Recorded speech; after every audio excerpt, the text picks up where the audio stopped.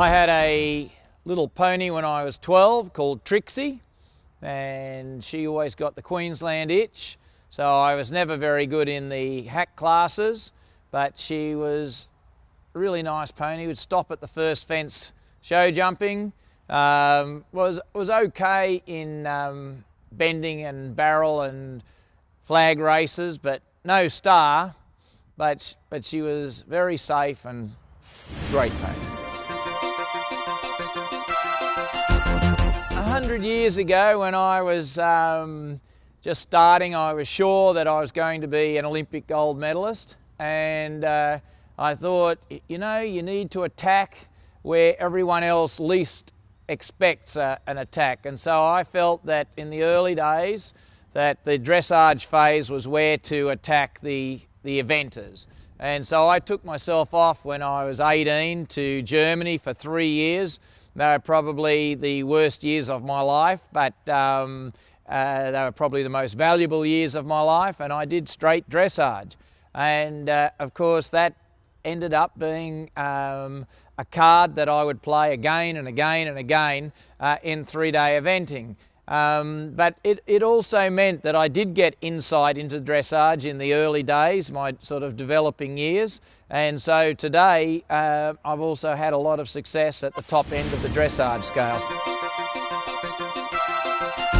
No, I never stopped thinking that, you know, I'm up and comer, that my career has just begun. I'm going to show the whole world. I think looking back on what I've done, you know, the fact that I've been 3 times the Australian 3-day event champion and 2 times the Australian Grand Prix dressage champion, it's kind of a fun bit of rhetoric. I think, gee, you know, I need to be the Australian show jumping champion, and that would round it out really nicely. So, you know, I'm still working on this one.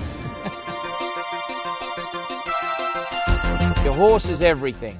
So when the horse gets hurt, that would definitely be the lowest points for me in my career. Sometimes some horses do have a sort of a specific soulmate out there, and so they're a great horse with one particular rider and mediocre with another. So I think, you know, finding a horse that you're compatible with and a horse that also is very receptive to your best efforts is the essence of a top horse.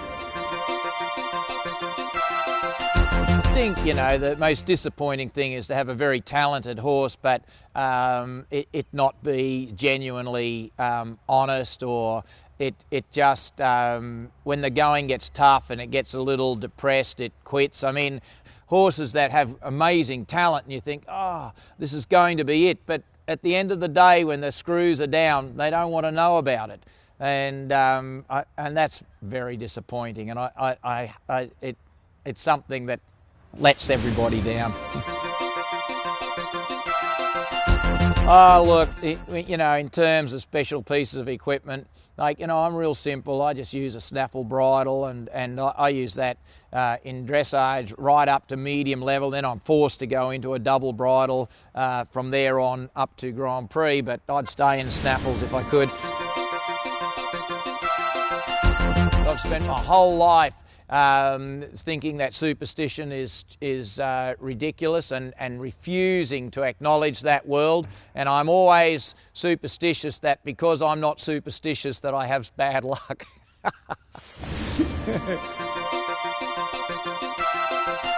When it comes to inspiration, I think the fact that Australia went to gold medals from down under in the early 90s was fantastic. Like, everyone said that wasn't possible. So I think, you know, that's a great example that no matter what everyone tells you, nothing's impossible. I think the person that just inspires me in thought is Bill Roycroft, and Bill in 1960 was part of the gold medal Olympic team in Rome, and he broke his collarbone, and it was horrendous, and I think it was halfway around the course anyway. He was semi-conscious, and the crowd worked it out. So the crowd was actually pointing Bill at the fences to finish the cross country, and Bill couldn't even remember any of it. And apparently it was a horrendous smashed collarbone, and then Bill was taken off to hospital. These days you're eliminated if you fall off, but the whole horse fell and smashed him. But in those days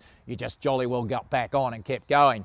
And anyway, he was in hospital, and it was really, really bad. But they needed Bill to complete the show jumping to win the gold medal. And so Bill signed himself out of hospital, and he went and got on. And I think painkillers were not great in those days. And he just got on the horse. He didn't do a practice fence. He went straight in and jumped a clear round, and that was Australia for their first gold medal, 1960. And then Bill kept riding at Olympic level until he was 61 years of age. And I just shake my head. I can't believe somebody could do that. At a big competition, the trick is still to be really nervous. That keeps you really focused.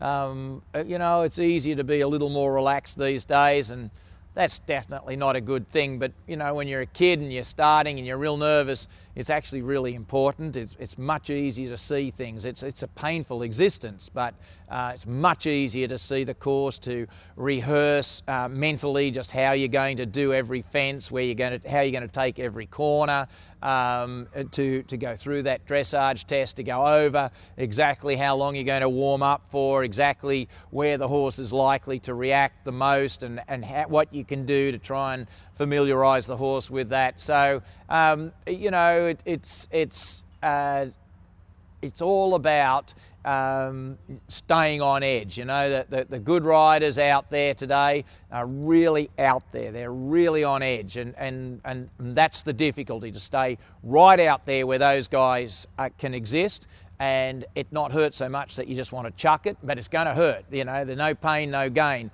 And I guess these days just staying right out there is tricky.